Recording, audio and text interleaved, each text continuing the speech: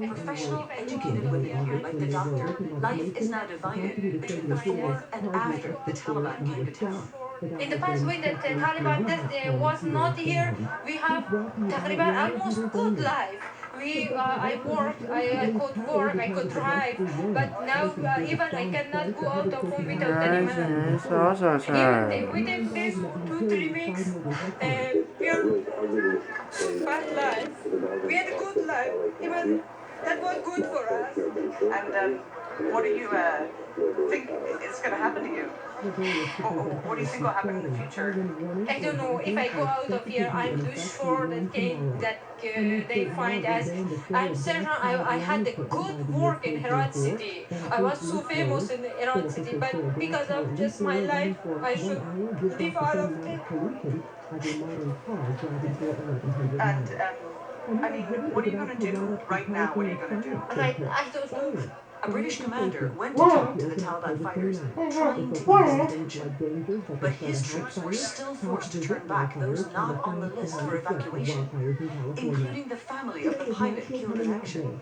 Nothing could ease the painful indignity of being pushed back behind the razor wire, back towards the Taliban.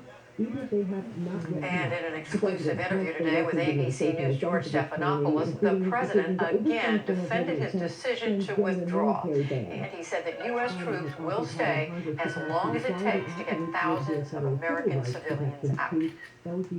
So Americans should understand that troops might have to be there beyond August 31st. No, Americans should understand that we're going to try to get it done before August 31st. But if we don't, the troops will If we stay. don't, we'll determine at the time who's left. And if there are American forces, if there's American citizens left, we're going to stay till we get them all out. And with that, Jane Ferguson joins me again, and she is in Kabul. Jane, just some remarkable reporting that you've done for us all this day. You listened to President Biden's interview today. What struck you from what he had to say?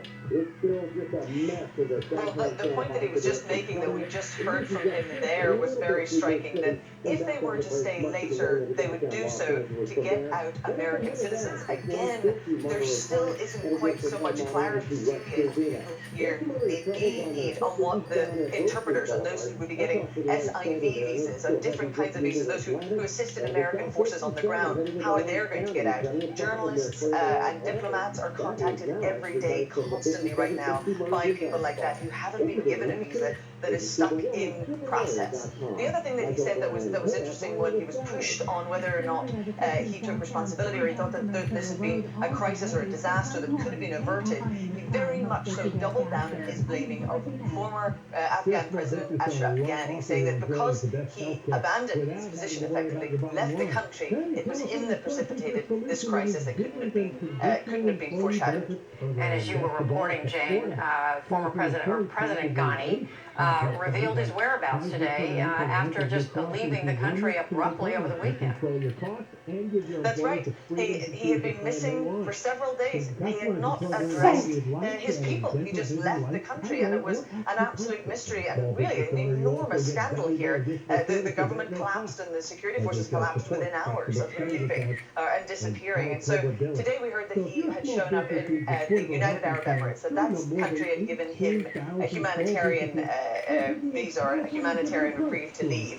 He released that statement trying to push back against the enormous criticism that he has faced because of his abandonment of the country, saying that he blamed the Taliban, he blamed certain political processes, that he intended to return to Afghanistan, and pushing back against these accusations that he left with vast sums of money. And so, I don't think anybody sees this as a realistic attempt to save face, but people had been absolutely astounded that they had not even heard. Want to hear how easy it is? The process is simple, with free pickup anywhere in LA, no hassles with paperwork, no shady buyers, and no lowball offers, and no pressure. Call 877-CARS-FOR-KIDS or go to carsforkids.com. Remember, that's Cars with a K. At Cars for Kids, they're going to give you the donation experience you deserve. 877-CARS-FOR-KIDS and carsforkids.com. Hi, Sarah Andrews here for my friends at Cuddly. Each year, 6.5 million animals enter rescue centers looking